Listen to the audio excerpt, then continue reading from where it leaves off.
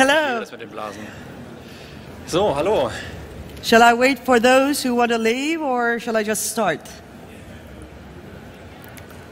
Well, hello there.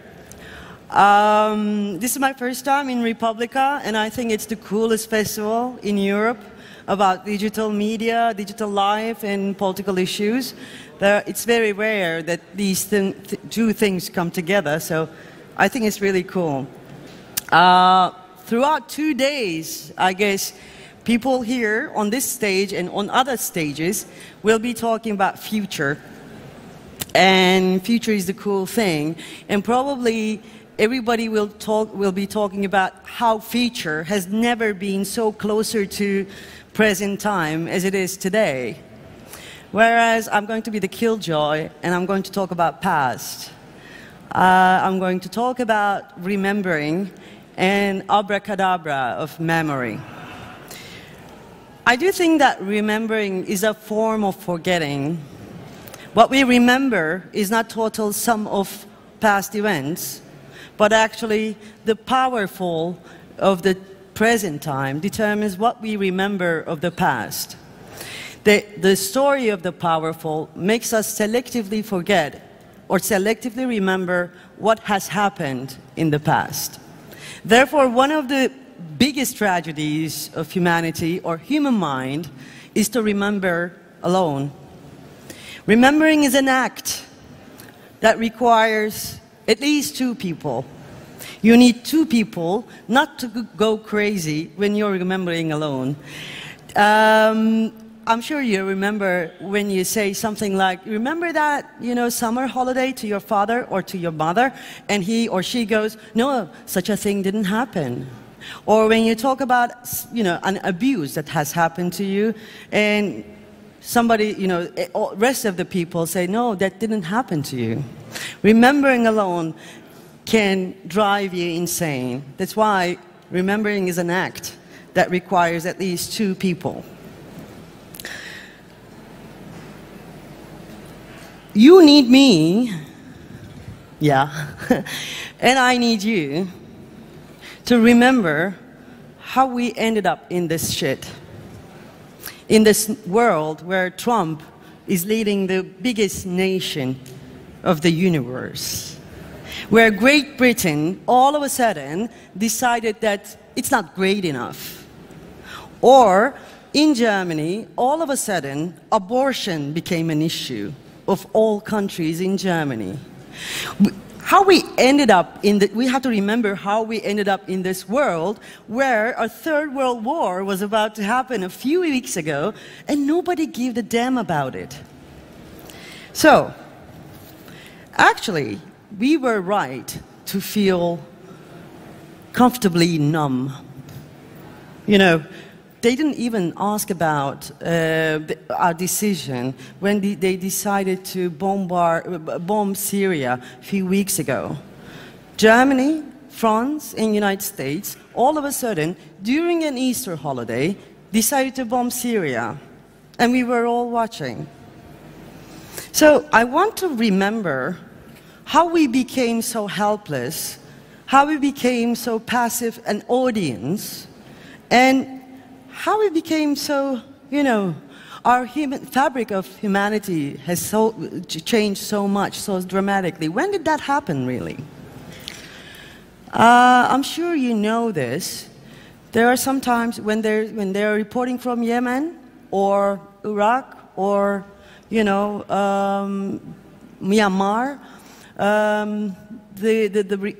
Not the reporter, but the presenter always says something. She or he warns us. He says, following footage may contain disturbing images.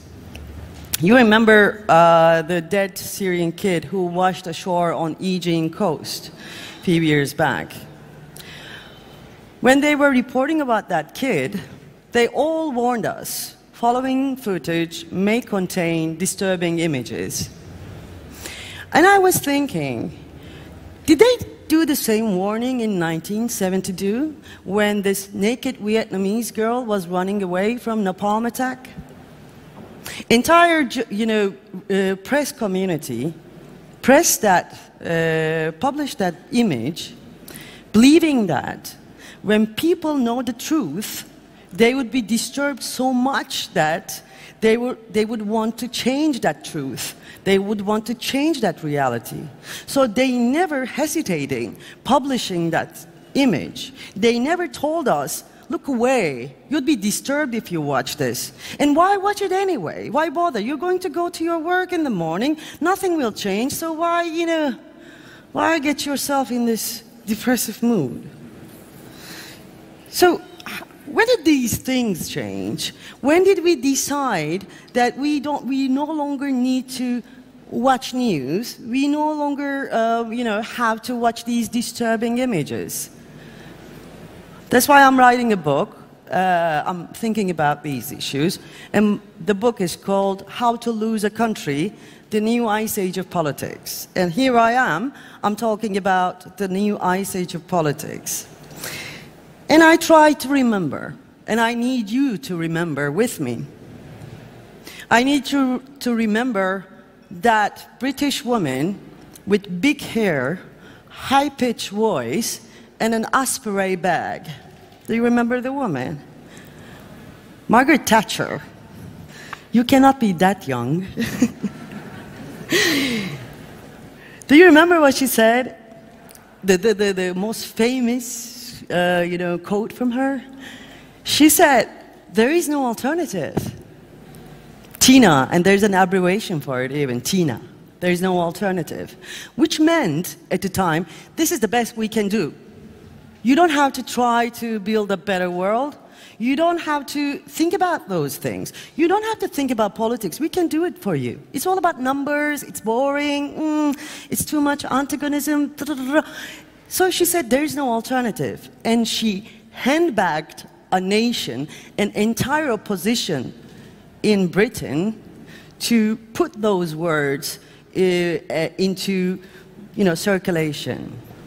And on the other side of the Atlantic, there was another man called Ronald Reagan, and he came out with this slogan. I love that slogan, let's make America great again. So it wasn't actually Trump who came up with the idea of making America great again, it was actually Ronald Reagan. So, it was then actually humanity split into two, winners and losers. While it was happening, also the reality was split into two. There was the winner's reality and there was the loser's reality.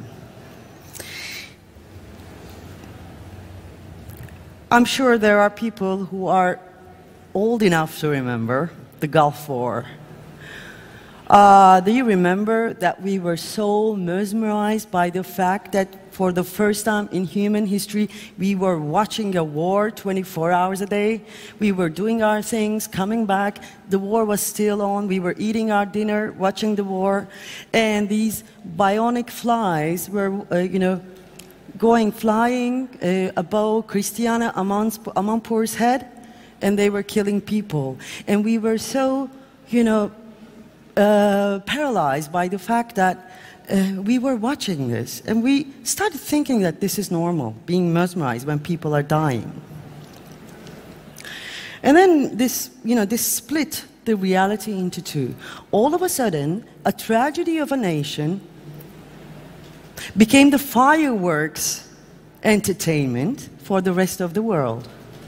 And then a few years passed, a guy called Colin Powell showed up in UN, in United Nations, with a tube filled with colored fluid. And he said, since this fluid is purple, let's bomb Iraq. And we all, people wanted to believe this. And they, screwed the nation. Ironically, it was around the same year, this warning came into being.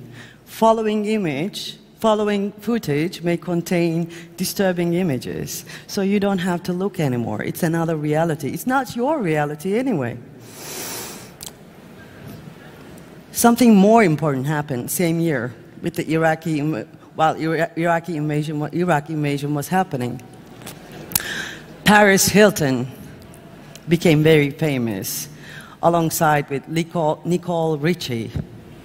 They were in this reality show called Real Life. These filthy rich girls were visiting the other unfortunate realities, and they were classifying the reality as saying it's hot or it's not hot.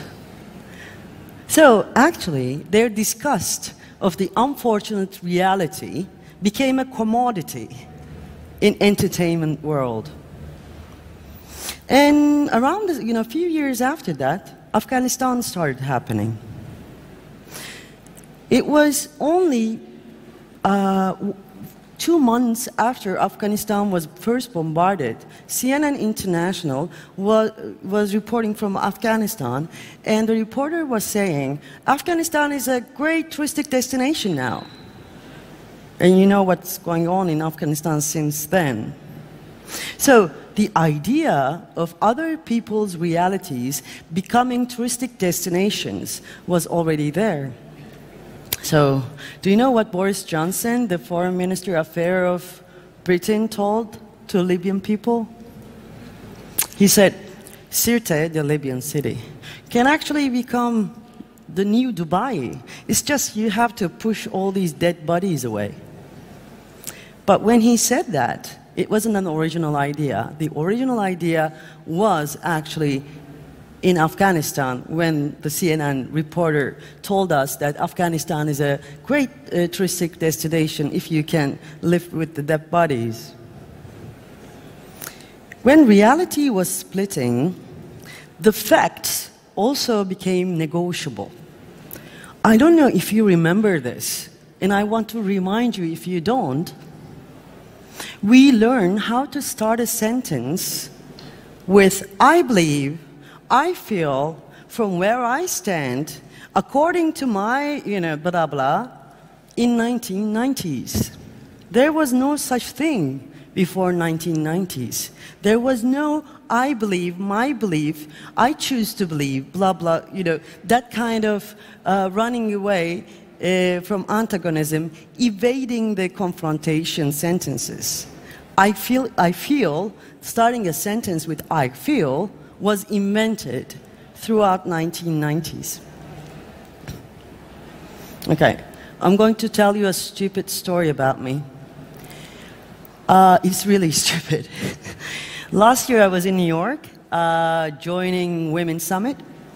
I was in the opening panel, and with Masha Gessen, New York-based famous Russian journalist who wrote biography of Putin, and with David Remnick, New Yorker editor-in-chief. We were the opening panel. We talked about, several things like freedom of expression, all the other sexy things like journalism, And then, the panel was over. We went to the opening ceremony dinner. Everybody who is somebody in New York is there, and we were set in a table with Masha. And this guy came up to me, and he said, "You were fantastic in the speech. Where do you live now?" And I thought he was, someone from Turkish government trying to, pin me down. So I said, "Somewhere in Europe. What is it to you?" And then I turned to Masha, and I said, "Who's this guy? He's asking me where I live." And she said, "Don't you know the biggest chess player in the world?" For all of the people, I found Garry Kasparov to put down. Yeah. And then I didn't stop there, of course. I'm great at networking. The guy sitting across me, stood up. He was so polite. He complimented my speech. And I said, yeah, bon appetit. He was the editor-in-chief of New York Times. But I didn't stop there. This beautiful woman came up to me, and she was telling how interesting was the panel. And I went, "Where do I know you from?" And she said, "Well, from movies, probably." And I said, "This woman is really famous?" and I didn't recognize her. So it's better I go to my room and sleep, because probably I'm in a position where I should be really, really embarrassed. So anyway, I went to my room, and then I went back to Zagreb, and I started writing the book, How to Lose a Country, The New Ice Age of Politics. When I'm writing a book, I obsessively watch Netflix, TV shows. And when you run out of the new ones, you go to the old ones. So I'm watching this TV show, Netflix show, and then I see this woman. It's the same woman. It's the leading actress of Good Wife. I'm like, I'm crunching with embarrassment, like, oh God, how did I do that, and so on. And then I keep on listening, and she plays this, very intelligent lawyer. She's super realistic, hard, cut edge, and so on. And she has a daughter, and her daughter asks her, Mom, do you believe in climate change? And I think, okay, the woman will say something like, what do you mean, do you believe in climate change? It's a scientific fact. It's not a matter of belief. But she doesn't. She says in the TV show, I don't know if I believe in climate change or not. I'm like, and they go on speaking about this. It was interesting. So, you know that now scientific facts are equal to beliefs. And it's not only the doing of political power, but also in our daily lives. So, what I try to explain to you today is one of the things, that post-truth is not a new invention. It's not an invention of Oxford Dictionary. We have been living in the world of post-truth. And it's not because internet is huge, it's not because Facebook, it's because neoliberal system asked us to live according to its ethics and forget the fact that we share the same reality, to forget the fact that truth is a single thing, and to make us, and it wanted us to forget that we share the same reality in this world. And this, standing together has a joy. Sharing the same reality, even that reality is tragic, has a joy in it. What you have been told about 1970s, do you remember? Whenever there's a documentary about 1970s, you see this naked woman dancing like crazy, she's high. They never tell you about Black Panther people were actually serving free breakfast to poor kids. They never tell you that they actually formed solidarity networks through 1970s. And even though they make us forget these things, people want to remember. They have an urge to remember. I know this because I was in Tahrir. I know this because I was in Tunisia, in El Kasbah, when Arab Spring was happening. I know this because I was in Gezi. And social media was full of joy then. But after these riots of ethics, let's say, were suppressed, social media turned out to be like a castle under siege. There was an intellectual famine, as it were, in social media. It became a giant dome for blame games, shitstorms, social media harassment. And we started talking about these things. And the reign of trolls began. When people felt defeated, they retreated and they started to blame each other on social media. And then all of a sudden, trolls and all that evil became so visible. You followed Mark Zuckerberg. Whenever I see him with his T-shirt and jeans, I always remember Umberto Eco's famous quote. Umberto Eco once said, "Fascism does not only show up in uniforms." I remember that it can sometimes show up in T-shirts. The reason I told this, once Hannah Arendt, one of the best people that this country raised, talked about banality of evil. I think we are facing a new thing. It's called evil of banality. We now know that fascism can also come from the banal mediocrity with their, limited perspective of the world, where they like things or unlike things. The evil can also come from them. The evil can come from infantilized masses. And by infantilized masses, I mean people who feel helpless, who fear politics, who fear each other.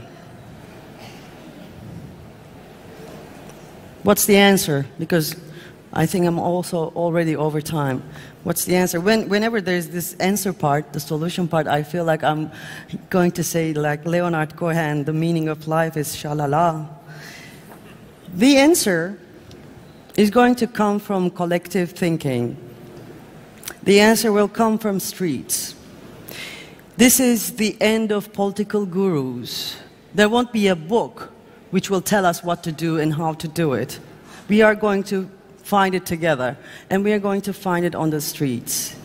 And social media, without a moral compass, without a political compass, without the actions on the street, is just a castle under siege. And it's a poisonous one. I want to remind you that you are capable people. I want to remind you that you are political people. And I, more importantly, and most importantly maybe, remind you that I hate politics is the most political statement you can give, and it's the most horrible statement you can give. We like politics. We like being politics. Politics is sexy. And it has been a fashion lately to quote Game of Thrones by saying winter is coming. But actually I want to quote my quote, which is spring is coming, unless you want to remember, you want to remain uncomfortably numb. Thank you very much for listening. Thank you.